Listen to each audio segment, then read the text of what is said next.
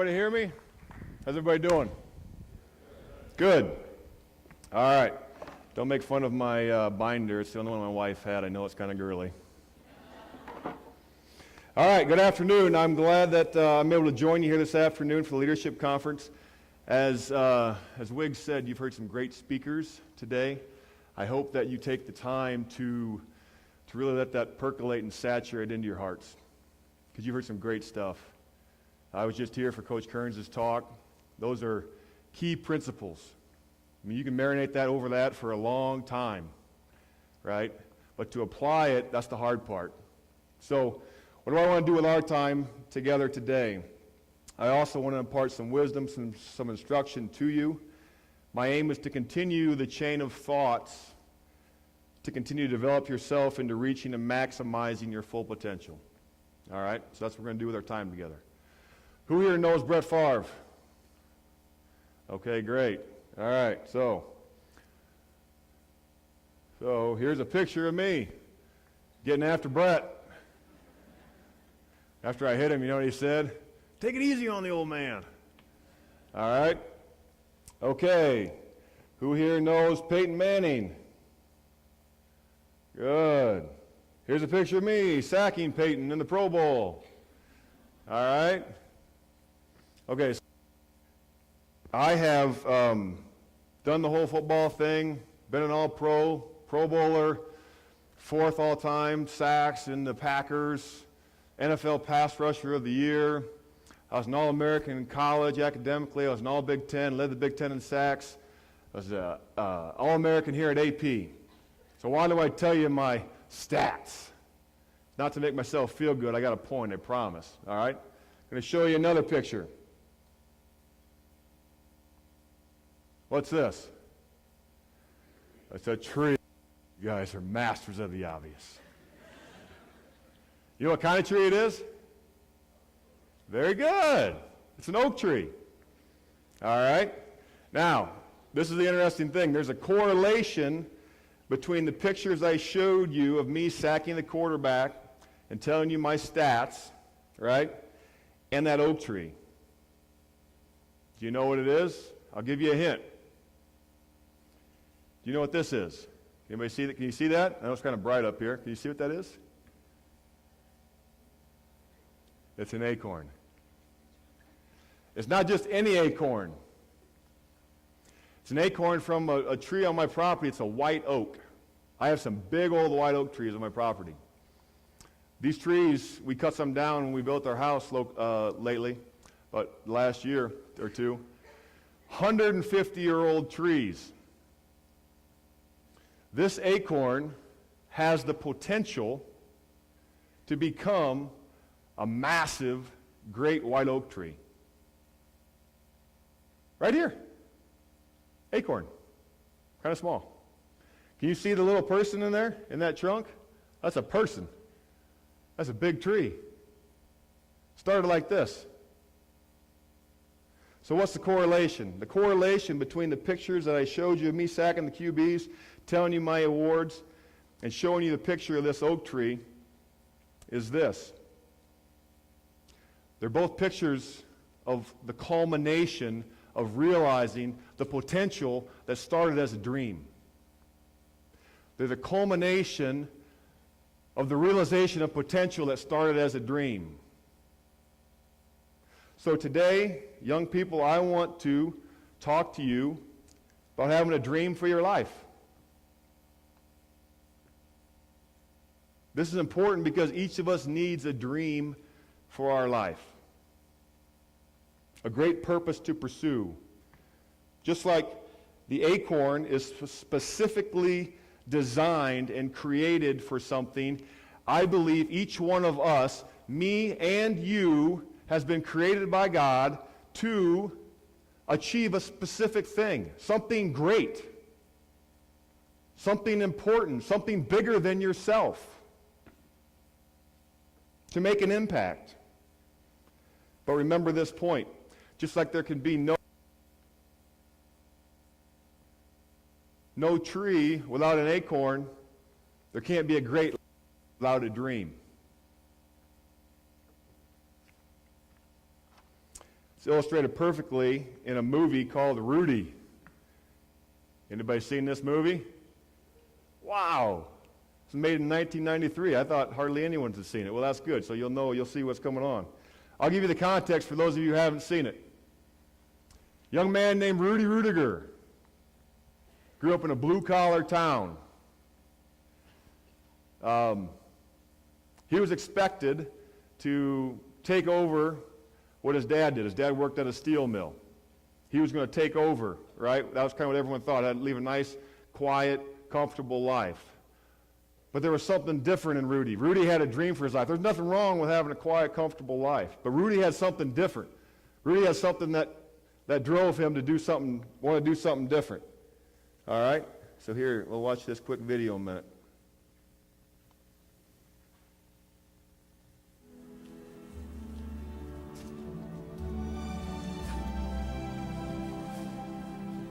Dad,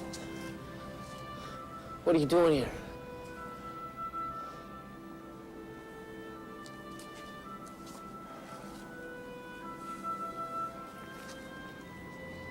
You can take a couple of weeks off.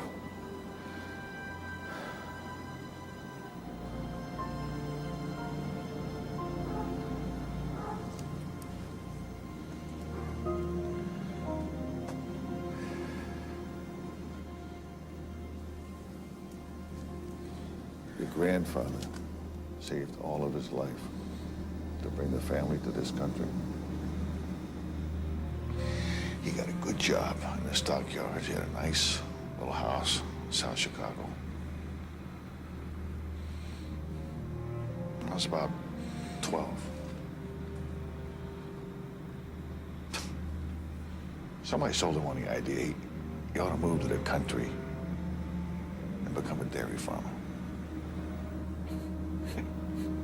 That's it, man. Right? He buys some land, and gets a couple hundred cows. Within 5 months, every one of those cows was dead with disease.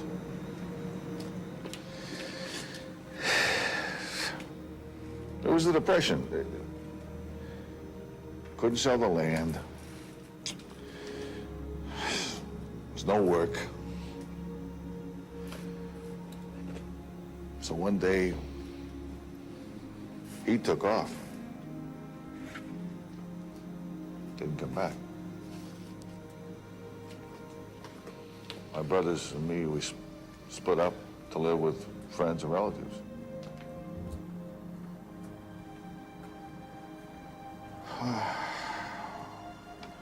Chasing a stupid dream causes nothing but you and everyone around you heartache. Notre Dame is for rich kids, smart kids, great athletes. It's not for us. You're a Rudiger. There's nothing in the world wrong with being a Rudiger. You can have a nice life. Frank is going to take over Plant Number 2 in a couple years. He'll make more than me and Johnny. You know he's in charge of the expansion program. I don't want to be Frank or John.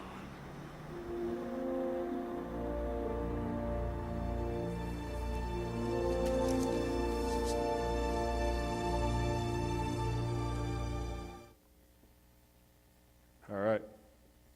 Did you catch that? He could have had the comfortable life, taken over and done the mill thing. He had a dream for his life. You know what he wanted to do? He wanted to go play football for the Irish. True story. Rudy Rudiger. Look it up. Google it. Too small, slow, unathletic, not strong, had a lot going for him. But he wanted to make it happen. He had a dream. And that dream served as a fuel, as a passion for him to see what happened next.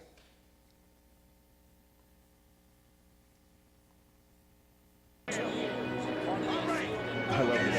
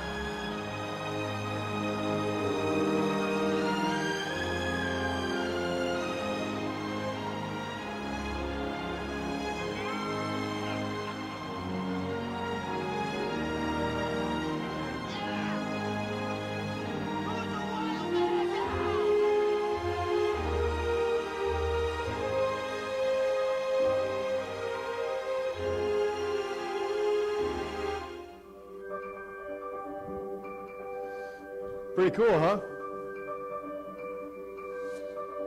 Sorry if I gave the movie away for some of you guys.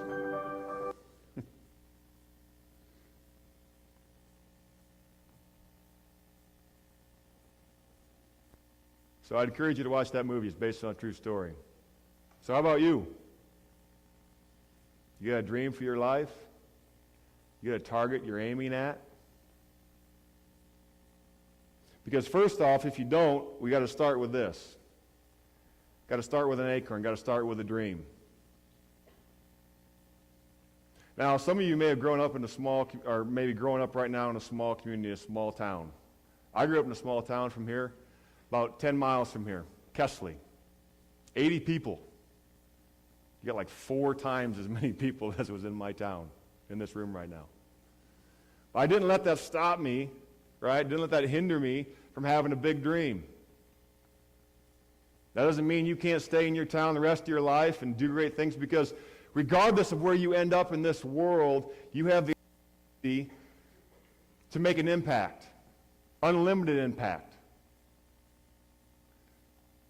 But I just want to caution you not to dream too small. This acorn is not meant to grow up to be a 4-foot little ornamental tree in your landscaping. This acorn is meant to be massive, to be big and strong. And I think you are as well, whether you know it or not. So as I said, my dream became the NFL as a young boy. But did that dream just become a reality? Just like that, magically. Oh, I'm 10 years old. I want to play in the NFL. I'm sacking Peyton Manning. No, it didn't. Neither does an acorn all of a sudden become a big oak tree. It needs to be planted, needs to be cared for. And so what we're going to do is we're going to talk a little bit about paralleling this and what you need to do with planting that dream into your life. How does that happen? Well, first and most obvious thing to do is you got to plant this thing in the ground, into soil, all right? But not just any kind of soil. The soil's got to be well drained, not compacted. Soil looks black with nutrients. It's not full of rock and clay, right? I think I got a picture of it even. Look at that. Nice black dirt. All right, well, this correlates to how you plant your dream into life. You need to be very particular about the who's and the what's. What do I mean by that? I got 3 who's you need to think about. The first who is who you hang out with. Who are your friends? Who you spending time with? See, in high school particularly, it's going to make a vital difference about whether you achieve your dream or not. The people that you're with, that you associate yourself with. Bottom line, this is the question. Do your friends encourage you and help you towards achieving your dream and your goal, or are they a hindrance? Because if they're a hindrance, it's no different than placing this acorn on a gravel road and saying, I hope you grow. Good luck with that. Right? So if that's you, you need to think about it, evaluate. Use Coach Kearns' think for yourself. Don't be pushed into something because it's, you know what, it's just easier that way. Baloney. Grab hold of your dream and don't let it go. Now, on the flip side, you may have some friends that are great for you, that are encouraging you, that are moving you forward. You're mutually encouraging one another. Stick with those people. All right? That's like planting in this good dirt. All right? Second who? Teachers and coaches. I'm doing some coaching right now myself. And I promise you, coaches and teachers don't get into it for the salary. They do it because they care about you. They want to see you succeed. They want to see you turn into an oak tree, or they wouldn't be doing their job. So, what do? I'm encouraging you to find that teacher or coach. Somewhere in your school, there is a man or a woman that you can look to, that you can share your dream with. And I promise you, I can't promise you because I don't know all the situations, but I'll put a lot of money on the fact that I bet there's someone there that wants to help you. Wants to help you nurture that. All right? And third and most obvious, who? It's your family. And I pray that all of you have a mom and a dad and maybe some siblings that are giving you nutrients, that are helping you. But I'm not naive enough to know that in a group this size, that may not be the case for all of you. So if you have a situation in your family where maybe you're not getting everything you need, that's why those first two are even more important. But between those three who's, you need to surround yourself with people that you can be in good black dirt, not pulling you away, not hindering you from the dreams that have been set in your heart. All right? Together. The what's. What are you going to get planted in? This is basically your time. And I like talking about time. Because I believe that it's one of the only things that makes us equal. Whatever background we come from, whether right now you're coming from a good situation or a bad situation, time's the great equalizer. It's constant for all of us. That's why I think it's the greatest commodity each of us have. It's the most valuable currency that we'll spend. In fact, do you know that right now, each of us here today have had the same amount of time together? Yet, the reality is, and again, in a group this size, there are some of you who have chosen to use your time wisely. And some of you who have not maximized that time. I don't say that to shame any one of you, but just to illustrate that time is valuable. Every moment makes a difference. It's a gift. How will you use it? Will it make a difference in your life? Or will you squander it because you're tired? Food for thought. So the acorn's planted in soil, right? The sapling starts to grow. Got a picture of that. Kind of small. Now, saplings are extremely fragile. I've got some saplings on my property right now. I fence them. I cut all the stuff. I fence them, right? They're very, very fragile. And the statistics tell us that a lot of the saplings won't make it. In fact, more saplings won't make it than do make it. Why? Well, there's a number of reasons, but one of the main reasons is that saplings get a lot of competition from weeds. Weeds that steal the nutrients away from the sapling.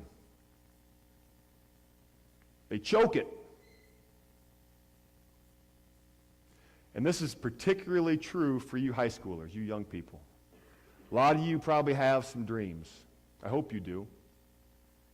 And so it's starting to grow. But you know what weeds are in your life? They're distractions. They're distractions.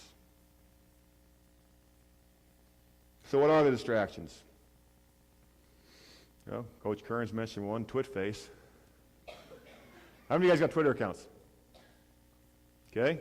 Snapchat, Instagram, Facebook, email. If you didn't raise your hand, you're lying. And you're not an honest person. Right? You all have them. They're not bad. Hear me out. Right? We're using Twitter today. They're not bad. They're not evil. But there's a poll that was conducted in 2013, came up with this fact, that teenagers, not saying you, but teenagers, people like you, now spend an average of 7.5 hours in front of some sort of screen, not a week, a day. That's crazy. Okay, so let's talk about time again. Let's say you get up at 6. I don't know if that's real or not. You get up at 6 o'clock in the morning. You go to bed at 10 o'clock in the evening. Gives you 16 hours if my math is correct. Okay? 16 divided by 2 is 8. Right? I got hit in the head a lot, but I know that's true. So, 7.5 is real close to 8. That means half of your day, just about half of your day, is spent in front of some sort of screen.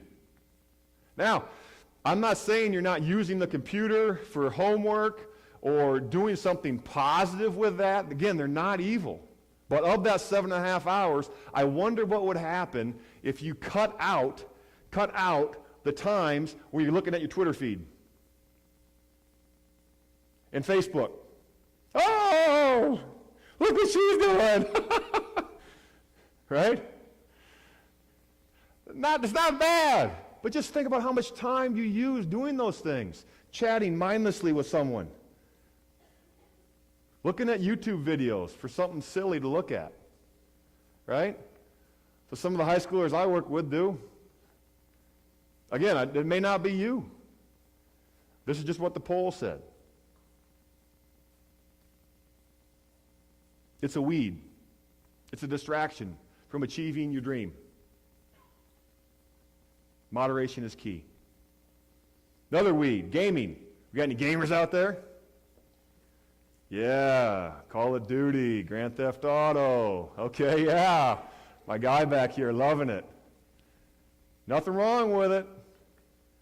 But guess what? It's pretty addictive because they're so real. I remember being in Hawaii.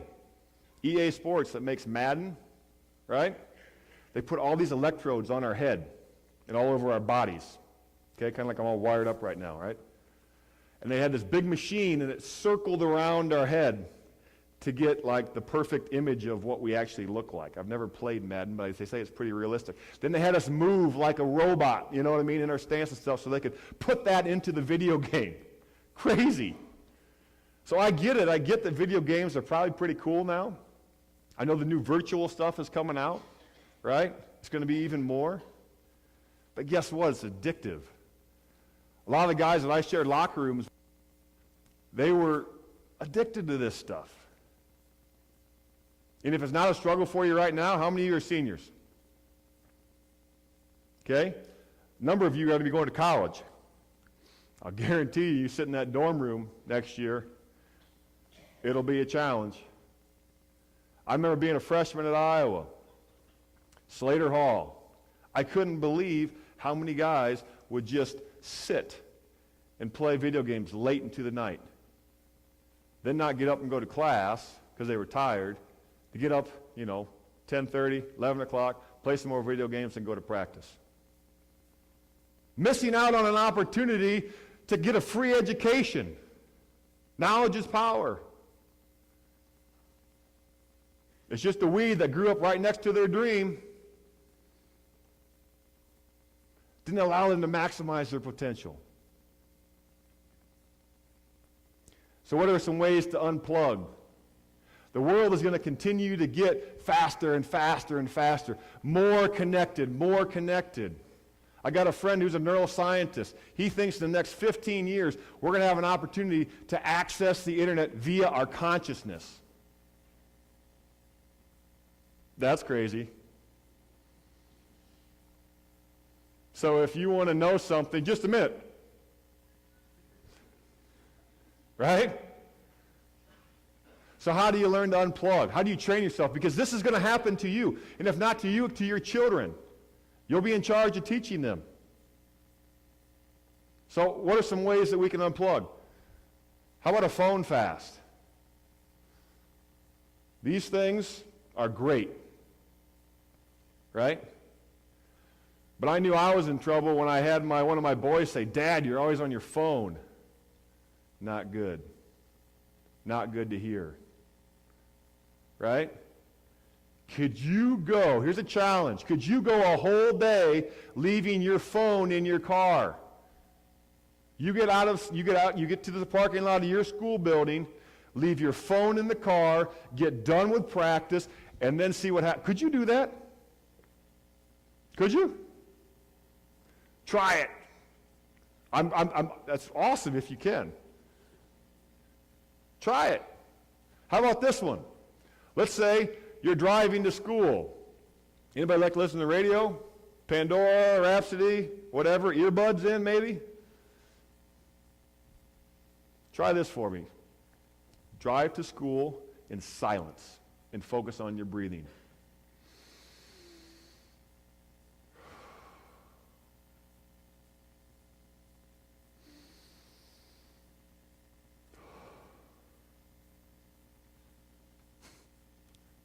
Sounds kind of weird, huh? Just try it. See what happens. See how you feel. Right? And then just one other quick final one. When you have conversations with people, look them in the eye. Look them dead in the eye. We forget to do that sometimes now, right? Because it's easier to text. Boys, young men, if you ask out a girl on a date, do not do it through a message. Please. Ladies, would you appreciate someone to ask you out face to face? Oh, hey, that's novel. Right? We're humans. We need to interact with one another. We need to have relationships with one another. Right? These things, these weeds, right, will choke us out. Okay? All right, we got to keep moving. Okay, we've talked about the soil. We've talked about the weeds. Another vital component to an oak tree growing into a massive tree is light. That's a pretty picture. Trees need light to grow. Light versus dark. Positive versus negative. So this correlates to us in this way. You want to achieve your dreams? You need to have positive thinking, positive attitudes, positive outlooks on life. Because this is the reality. Adversity will come. Sorry to be the bearer of bad news. If it hasn't hit you yet, if your dream has not been challenged yet, it will be. It's not if, it is when, the more you live.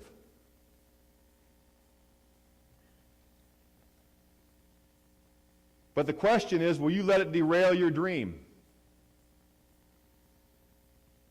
Because life is mostly about how we choose to respond to what happens. You've probably heard this from some of the speakers already, but Coach Thomas was a big believer in that. Impacted all of us. He used to say that obviously one of the greatest gifts that God gives us is the power to choose, the power of choice. Your attitude is everything. It's been highlighted and illustrated already, but Coach Thomas did a great job of helping to lead this community after the tornado, to lead the brokenness of the community, to help resurrect and redeem, right, the dream of rebuilding a community, and particularly that football field out there, whichever direction it is. Right? So each of us has an opportunity. It's just a stimulus that happens to us. It's negative or positive, but what we do with it is vital. And you have that power.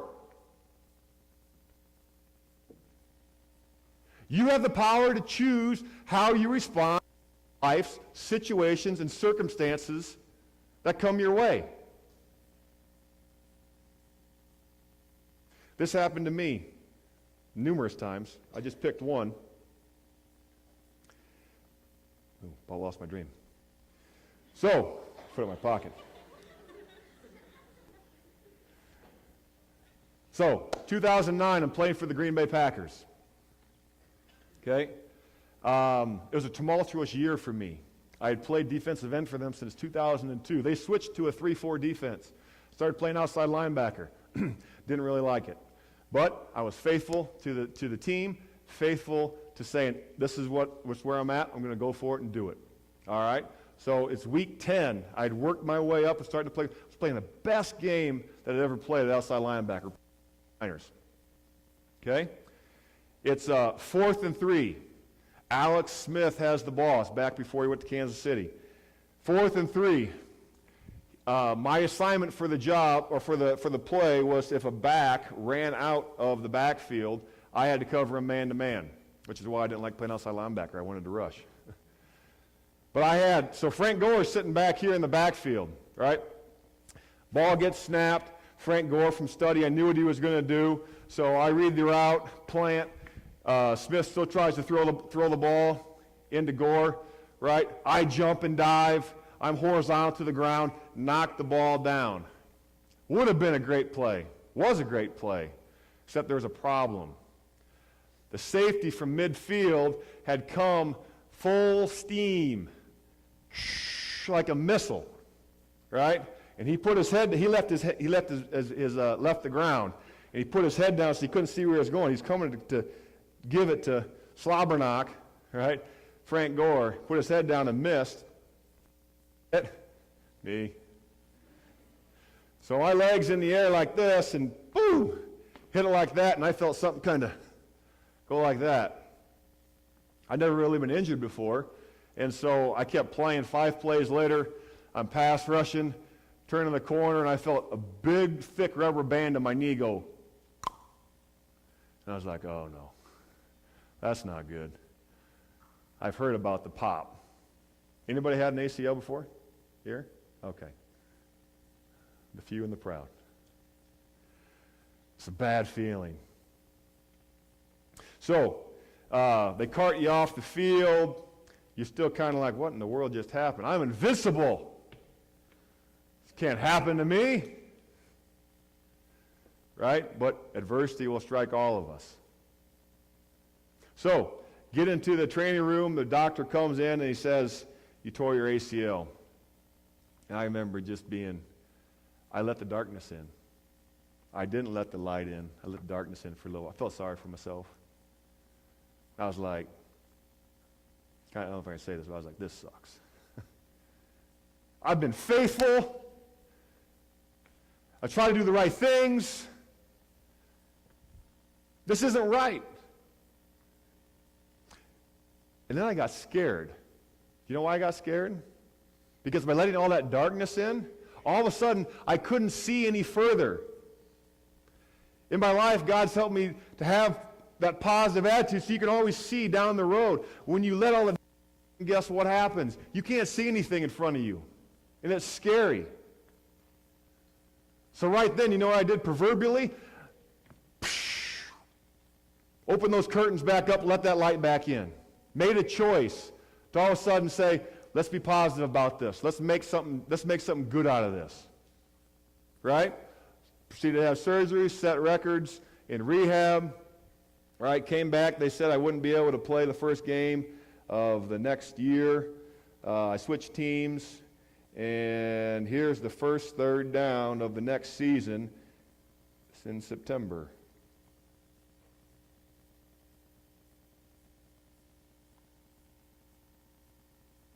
Graham, the tight end, is right. One back in the ball game is Correll Buckhalter, the former Philadelphia Eagle. Orton back in the shotgun, looking left and right. Takes the snap, drops his throw. Pressure coming up the middle. He's got to turn, and he's going to get hit and sacked. Down he goes. All the way back at the 36-yard line. Aaron Kampman gets his first sack as a Jaguar. That's what they brought him here for. To rush the quarterback, and he finally gets an opportunity on a 5 or 7-step drop, and Aaron Kampman ends the play. And now it puts the Broncos in a situation where it looks like they're going to have to punt. And he beats the right tackle, Zane Beatles. Great game planning there, moving Aaron Kampman from his usual right end over to the left end spot to get that matchup against a rookie. Cool. Whoa. Sorry.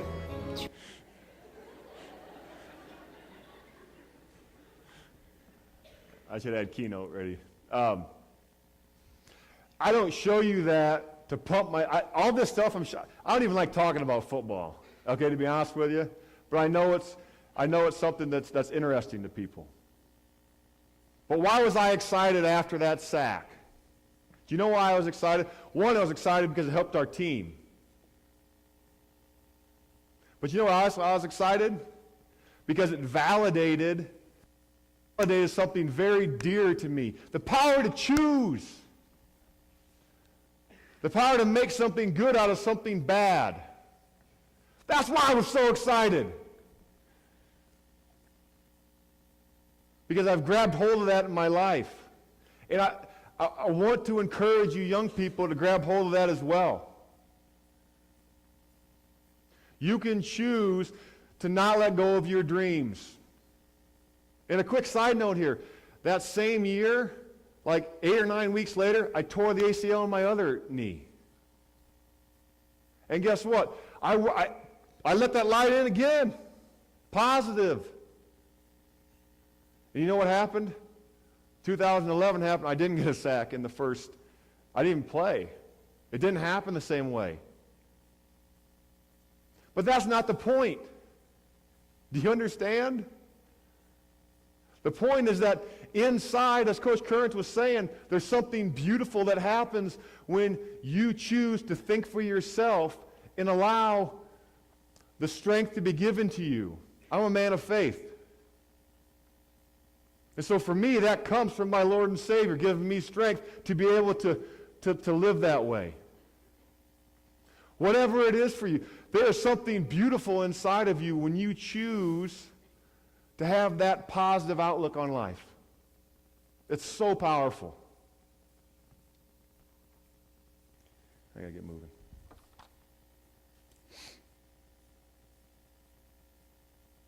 Okay, we'll go.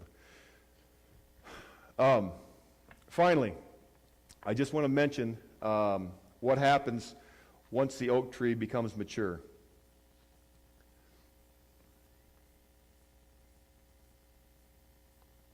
No? There we go. When an oak tree becomes mature, do you know what it does? It doesn't do it right away, because it's focused on growing itself up, right, and becoming the mature oak tree. But at a certain point in time in the oak tree's life, do you know what it starts to produce? More acorns. Do you know why? Because it's begun to fulfill its dream. And it realizes that all the challenges and all the struggles and all the things they had to go through, all the weeds it had to pull, right?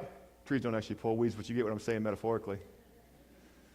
All the things it had to go through, being planted in the right soil, actually its true purpose was to make more acorns, to produce more acorns so more oak trees could be produced. I don't know how many people are in this room right now. Let's just say there's 200 people. What happens if you grab hold of this concept? So my white oak tree in my property right now dropped thousands of acorns. I mean thousands. What if each one of you realized that you could have that much impact on the people that you come into contact with in your schools? That you can have that much difference, that much impact by how you choose to live your life with character. That's powerful. That's significant. That's legacy. That's stuff that's really, really cool. So, all right. So my challenge to you today is this. First, get an acorn. Not a literal one, unless you need it as a reminder. If you need it as a reminder, put it on your dashboard of your car. Get a dream for your life. Don't be like a ship out in the sea that's just tossed to and fro because you don't got a rudder in your life to control it. Put that sail up and have a direction to where you're going. Write it down. You have over 70% higher chance if you write down your dream, your goal. Better yet, after you write it down, tell somebody about it. Better yet, have that person you tell, have them ask you how you're doing. It goes through the roof statistically when you do that. That was for free. That's just an extra tip. That was in the notes. Next, plant the dream into your life and choose wisely the who's and the what. Make sure you're distracted by those dreams, the weeds that we talked about, right? Make sure you stay positive when adversity comes. The power of choice. Let the light in your life. And finally, realize that in the end, you're meant to produce more oak trees, more dreams for other people. So in closing, I want you all to remember that you each have great potential. That you each have the potential to be one of those. Thank you.